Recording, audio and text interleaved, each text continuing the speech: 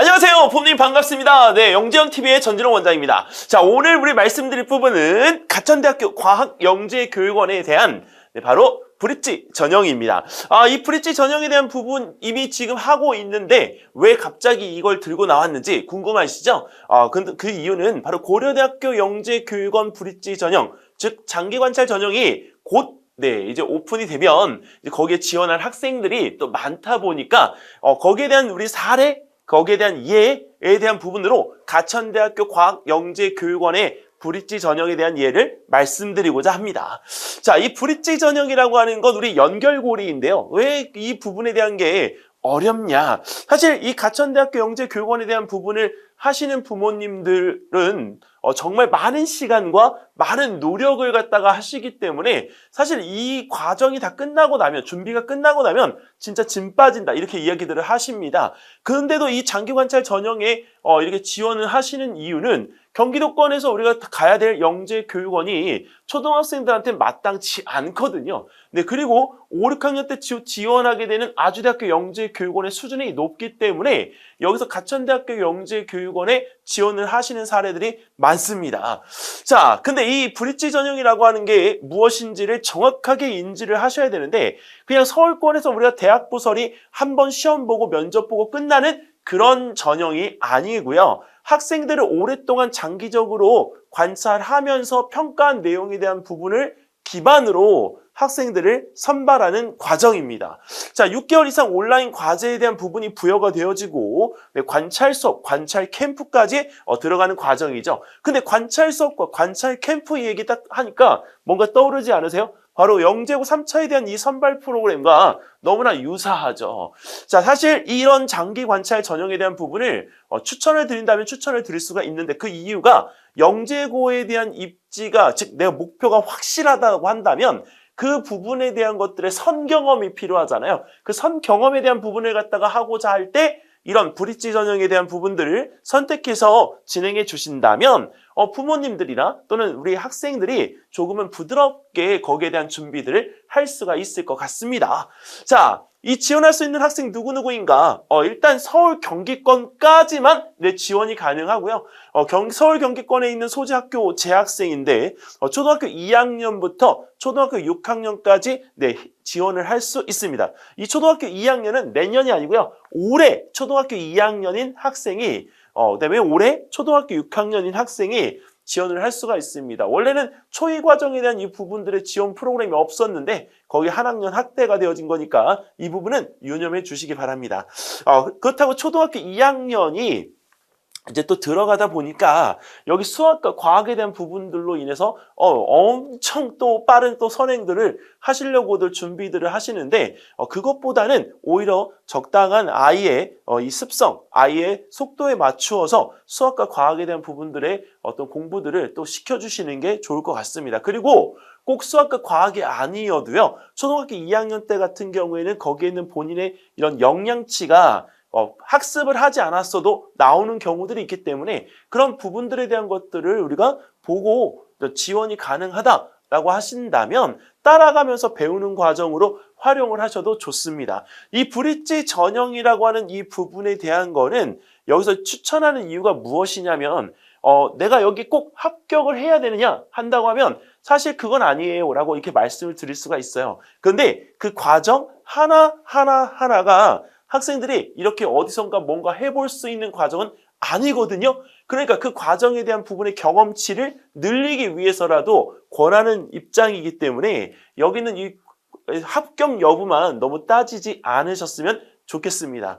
자, 영재학급 영재교육원 수료생은 지원 불가합니다. 그 점은 꼭 염두를 해두시기 바랍니다. 자, 그러면 가천대학교 영재교육원은 어떤 선발 과정을 갖다 거칠까? 일단 1차는 지금 이제 좀 지나긴 했죠. 3월 2일부터 3월 16일까지 원서 접수가 이미 끝났고요. 그 다음에 원서 접수한 학생들을 대상으로 3월과 4월에는 온라인 과제를 수행을 합니다. 그래서 면접 대상자를 발표하고 그 다음에 2차 전형에 대한 부분들의 접수가 끝나면 면접을 갖다가 시행을 해서 관찰 수업 대상자를 발표를 합니다. 자, 그래서 5월까지 이제 2차가 끝나게 되어지면 3차의 관찰 수업을 등록함과 동시에 5월부터 10월까지 관찰 수업을 진행하고 그다음에 4, 5, 6학년은 7월 17일부터 7월 19일까지 관찰 캠프가 이루어지고요. 초등학교 2학년과 3학년들은 여름 집중 학예 프로그램이 이어지게 됩니다. 이 과정들을 통해서 학생들을 갖다 선발하게 되어지는 거죠. 자, 별로 그렇게 크게 어려워 보이지는 않습니다. 근데 일단은 이 부분에 대한 거에서 학년별로 추구하는 바가 다 다른데요. 아까 여기에는 이 부분에서 관찰 수업이라고 하는 이 부분에 대한 것과 여기 온라인 과제 수행이라는 부분에 대한 것들이 여기 학년에서 요구하는 부분에 대한 것들로 채워져 있기 때문에 사실 그 학년에서 소화가 약간은 좀 어려운 내용들이 나옵니다. 즉 선행학습이 반드시 필요한 내용이 나올 수가 있는 거죠. 그리고 제가 지도했던 가천대학교 학생들 중에 이 온라인 과제에 대한 부분들을 가지고 오면 그 수준이 우리가 쓰지 않는 단어에 대한 부분들을 빗대서 이야기했을 때 초등학교 4학년 과정에 고등학교 물리원에서 나오는 용어들이 나오거나 그리고 또 중학교 한 1, 2학년 과정에서 나오는 용어들이 그냥 가볍게 나오는 정도 수준입니다. 그래서 가천대학교 과학영재교육원이라고 해서 절대 수준이 낮다라고 생각하시면 안 됩니다. 오히려 이 온라인 브릿지 전형어 고대보다 내용이 어렵다 이렇게 생각하시면 좀 더 이해가 좀 빠르실 것 같아요. 자, 근데 초등학교 2학년, 이번에 한 학년 확대하면서 내려간 부분인데 초등학교 2학년은 무엇을 갖다가 추구하느냐? 바로 미래 인재 양성이죠. 그래서 상위 인지 향상 학습 방법을 갖다가 통해서 실험을 갖다 하죠. 그 다음에 창의 발명하죠. 근데 논리 추론합니다. 근데 발명이라는 부분에 대한 건 왜 하냐면 문제 발견점에 대한 역량을 갖다가 통해서 찾아낸 것을 갖다 활용하기 위한 과학으로서 접근을 갖다 시키기 때문입니다. 자, 그 다음에 초등학교 3학년 같은 경우에는 온라인 과제 연계해서 플립 러닝에 대한 교수법을 갖다 활용하는데 2학년보다는 바로 나오죠. 수학과 과학에 대한 부분을 통해서 발명을 하도록 권합니다. 근데 여기까지에 대한 이 부분에 대한 저학년 프로그램들은 대부분들 보시면 아시겠지만 발명으로 이어집니다. 근데 그 이유는 어릴 때는 손동작에 대한 부분들을 쓰는 것을 매우 중시하기 때문에 그 부분에 대한 과학적 이론, 과학적 실험에 대한 부분들을 하려고 하다 보니 이 발명 쪽으로 조금 더 기울 수밖에 없어요. 그리고 아이들이 뭔가 개념이, 지식이 많이 담겨져 있는 건 아니잖아요. 그러니까 나이 가지고 있는 이 내용에서 이렇게 뭔가가 계속 튀어나오도록 그런 생각적인 퍼포먼스가 강하도록 우리가 유도하는 과정으로 이 브릿지 수업들이 이어져 있다라고 보시면 될 것 같습니다.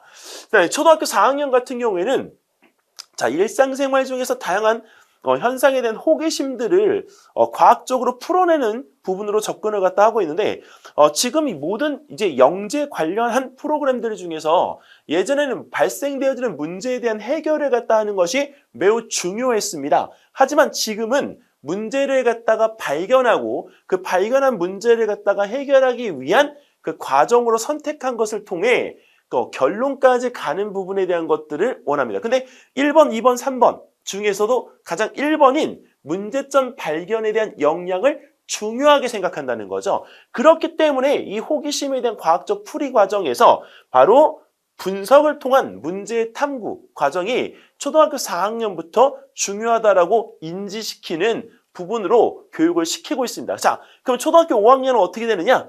초등학교 5학년은 그 문제에 대한 탐구에 대한 것을 인지를 했잖아요. 자, 그러면 거기서 관찰할 수 있는 다양한 현상들을 과학적으로 탐구하고, 자, 그리고 다양한 문제들을 갖다 재해석해서 우리가 그것을 뭔가의 하나의 토대로 바탕으로 만들어내는 원리 해석에 대한 부분들을 우리가 초등학교 5학년 때 다시 경험합니다. 자, 초등학교 4학년 때 한 번 했어요. 초등학교 5학년 때 다시 하죠. 그래서 초등학교 6학년 때는 그 분야에 대한 부분을 확장합니다. 즉 4학년 때 5학년 때 완성한 이 과학적 분석과 과학적 원리에 대한 탐구 능력을 기반으로 해서요. 자기의 진로와 자기의 관심 분야에 대한 부분으로 확장합니다. 자, 그렇게 확장한 부분에 대한 것을 통해서 본인이 무엇인가를 갖다가 찾아내는 역량을 더 넓히게끔 되어지는 거죠. 자, 그런 이 가천대 과학영재교육원 이 모집 정원은 각 학년별로 20명에서 40명, 한 개 반에서 두 개 반 정도를 운영하고요. 모집되어지는 인원에 대해서 그 부분에 대한 것들은 상이하게 좀 달라질 수가 있습니다. 자, 근데 만약에 이 과정을 통해서 다음 학년으로 우리가 진급하게 되어지는 것은 어떻게 되느냐 하면 방금 전에 이야기했던 관찰 수업에서 관찰 평가를 통해 출석과 그다음에 관찰 캠프에 대한 평가로 이 부분을 선발하게 되어집니다. 자, 교육원에서 우선 선발되어지는 15%와 그다음에 브릿지 진급을 평가해서 또 상위 30% 학생들을 갖다 선발하다 보니까 3명, 6명에서 우리가 총 9명을 갖다 선발하게 되어지는데요. 자, 이 학생들은 그 후년도에 영재교육원에 진학하는 데 있어서 우리가 유리한 입장을 갖다가 취할 수가 있겠죠. 자, 근데 이 가천대학교 과학영재교육원에 지원하는 데는 뭐가 필요할까? 뭐 기본적으로 지원 신청서와 학교장 추천서가 필요한데요. 다른 거 필요 없고요. 지금 현재 2학년이면 1학년 때의 생활기록부 2, 1이 아닙니다. 2입니다. 만약에 6학년이면 5학년 때까지의 생활기록부 2가 필요합니다. 그래서 전년도까지 기재되어진 학생 생활기록부를 행정시에서 발급받으셔서 여기 지원 서류하고 같이 제출하시면 되겠습니다. 자, 그리고 이 브릿지 전형이라고 하는 부분에 대해서 잘못된 오해들을 하고 계시는 부분들이 있는데 이 브릿지 전형은 영재교육원의 그 수료 프로그램이 아닙니다. 지원 프로그램이기 때문에 생활기록부에 기재를 갖다가 한다라고 생각하시는 분들이 계시는데 절대 그렇지 않다는 것. 생활기록부에 기재가 안 됩니다. 그래서 선발 기회만 부여하는 부분이라는 점을 꼭 알아두셨으면 좋겠습니다.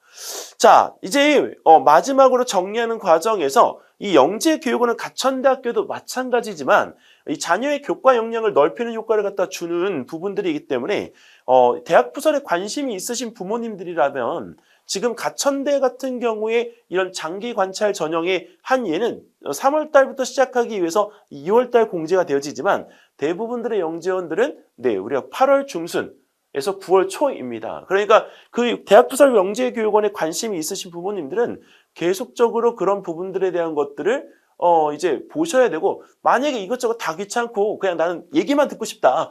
그러면 당연히 어디예요? 영재원 TV인 거죠. 네. 자, 그러니까 이 영재원 TV에서 우리가 올라오는 이 요강들은 저희가 이제 경험치를 통해서 어머님들에게 전달해 드리는 거기 때문에 좀 잘 활용하셔서 올해에도 좋은 결과들이 있으면 좋겠습니다. 자, 이번 가천대학교 영재교육원은 좀 늦은 감이 있지만 그래도 관심 있으신 분들이 계시다고 해서 여기는 이 부분에 대한 설명들을 드렸고요. 다음번에는 고려대학교 영재교육원 장기관찰 프로그램에 대한 부분들을 가지고 또 설명을 드리는 자리를 준비하겠습니다. 자, 그러면 오늘은 여기서 이만 인사드릴게요. 안녕히 계세요.